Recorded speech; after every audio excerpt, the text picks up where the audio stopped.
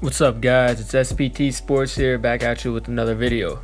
Today it's actually just me, Trajan. Now I'm going to tell you how strange of a situation OKC has themselves with the Russell Westbrook.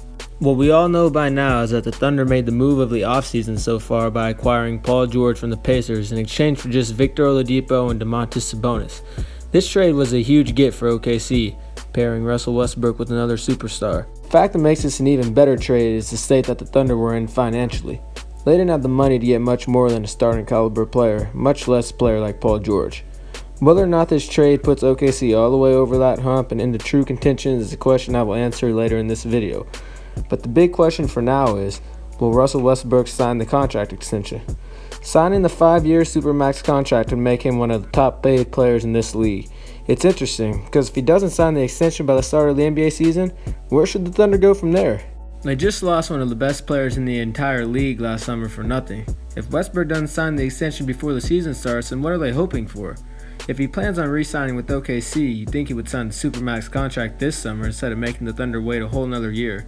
My guess is that if Westbrook fails to sign this extension this summer, then he will be traded sometime before the trade deadline, with or without Paul George. If the Thunder were to trade Westbrook, that would obviously put them into full rebuild mode, and they would try to get as much as possible out of Paul George as well. The Thunder will not lose Westbrook, the heart and soul of their team, for nothing once again. Now with that out of the way, let's talk about Paul George. The Thunder didn't fork in too much for his services, parting ways with Oladipo's atrocious contract and somewhat promising second-year player Domantas Sabonis. The Thunder acquired George hoping to get him to sign a long-term extension with the team. Best case scenario for OKC is that George and Westbrook both sign long-term and they can focus on building around that elite superstar duo and competing for championships. The problem here though is that Paul George has clearly stated that he wants to play for LA. The Thunder hope that they can change that by having a very successful season and making Paul George feel at home in OKC. But only time will tell if PG-13 will stay in OKC. Now, let's just forget about all those contract situations and just focus on the Thunder's 2017 and 2018 basketball team. I like their other offseason moves as well. They signed a capable defender and shooting power forward in Patrick Patterson, re-signed defensive specialist Andre Roberson, and upgraded at backup point guard Raymond Felton. Although I was hoping for the Thunder to trade for Marcus Smart or sign Shelvin Mack to be the backup point guard, Felton is still a serviceable backup PG and they got him at a reasonable price. The starting five for this season will probably go like this.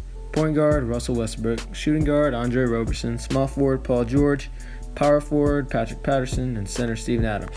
On paper, that starting lineup looks great defensively and above average on the offensive end. Bench though is what's concerning to me. While I do like Jeremy Grant defensively, it seems like everyone else off the bench is a liability on the less glamorous end. McDermott and Brunez can light it up from deep, but in the playoff series against the Warriors, you need more bodies that can harass the Warriors shooters defensively. I really think that they should look into bringing back Thibaut Cephalosha on a cheap deal. He's the kind of two-way player I think they could really use. Or maybe take a look at another defensive specialist in Tony Allen. And if they're going to keep Canner around on the team, then let the man play against the Warriors and then the playoffs. Yes, he's a liability defensively, but the Warriors have no match for him in the paint. We hardly ever saw the Stash Bros on the floor together last playoffs. And if you are paying $20 million a year for both of them, you might as well give it a try. I do believe that the Thunder will be an elite team in the West this season, winning 50-plus games and possibly a deep playoff run. The end of the offseason will be very interesting for the Thunder, and we'll see if they make any more moves or if Westbrook does indeed sign that Supermax extension. It'll be an interesting development for sure, and if anything big does happen, you'll find it here on our channel. Until then, thanks for watching the video, and if you did enjoy this video, leave a like and subscribe, and go check out our other videos. We made a very interesting video on bold predictions for the 2017-2018 NBA season that I think you all would enjoy. But anyways, I'm out. Peace.